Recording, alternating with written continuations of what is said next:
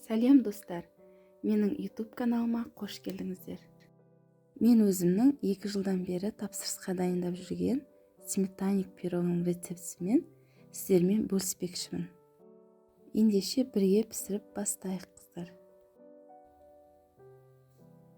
Бізге жоғары сұртты ұн қажет. Ұнға мұздатқыштан шыққан салқын сары майды саламыз. Май бізде 72%-дан жоғары болған жақсы. Және де сап-салқын болу керек қыздар. Өйткені бөлме температурасындағы жұмсақ май болатын болса, қамырмен жұмыс жасаған кезде қолымызға жабысып, өзімізге бір ыңғайсыздық тудырады.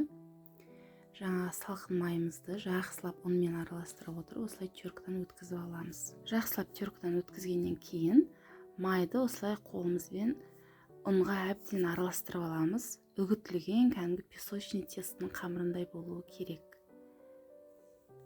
Қантпен қосқыш салып осылай араластырамыз. Және бір жұмыртқа қосып қамыр дайындаймыз.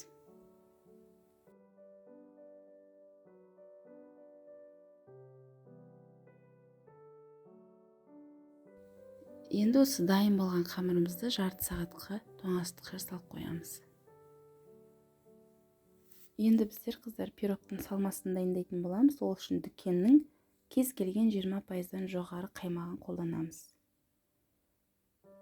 Және қыздар міндетті түрде ряба сметанный деген майонез қосамыз. Басқа майонез қоспаймыз, өйткені басқа майонез қоссаңыз дәмі қышқыл болып кетеді. Сондықтан тек қана осы майонезді қолданамыз. Және 2 жұмыртқа қосамыз, қант қосамыз. 33%-дан жоғары 50-60 граммдай сливке қосамыз. Бұл осы пирогтың бір фишкасы деп айтсам да болады. Мүмкіндік болса сливке қосқаныңыз жақсы. Дәмін өзіңіздің қалауыңызша ванилин қосуға болады, аздап.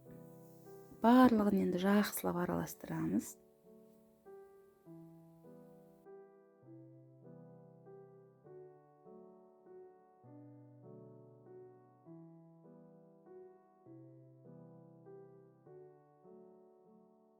Біздің міне салмамыз дайын, енді қамырға көшеміз. Тоңазытқыштан тұрған қамырды аламыз. Шеңбер көлемінде формамыздың диаметріне қарай жаямыз. Мен 26-лық формаға пергамент қағазын төсеп дайындап қойдым. Енді осылай формама жайғастырамын. Жан жақтарына қыздар осылай жайлап жайғастырып шығамыз. Өте қалың қылмаймыз. Артық қалған қамырдың барлығын пирогтың осылай астыңғы бөлігіне орналастырамыз. Жиектерін барлығын формасын шығарып, осылай әдемі қылып жайғастырамыз. Енді қолыңызға жабысып жатса, аздап ұн қолдануға болады әрине. Қамырымызды формаға жайғастырғаннан кейін алдын ала дайындап қойған салмамызды ақырындап құямыз. Алдын ала 180 градуста пешті қыздырып қоямыз. Сол пешке 30-35 минутта пирогымызды пісіріп аламыз. Әркімде пеш әртүрлі қыздар, сондықтан да өздеріңіздің пештеріңіздің тілін енді түсінетін шығарсыздар, соған қарай күйдіріп алмай, осылай әдемі қылып пісіріп аласыздар. Дайын болған пирогты бөлме температурасында суытып аламыз.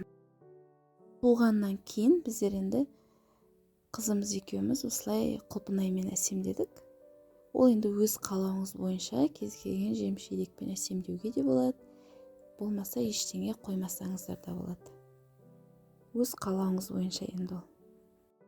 Кондитерлік дүкендерде қыздар нетающий сахар сатылады. Ол сахармен біздер жаңағы фруктовый нарезкаларды, болмаса осындай торттың, пирогтың жиектерін әсемдеуге болады. Ол еріп кетпейді, осылай тұра береді. Видеоны соңына дейін қарағандарыңыз үшін рахмет. Сіздер де осылай дайындап көріңіздер.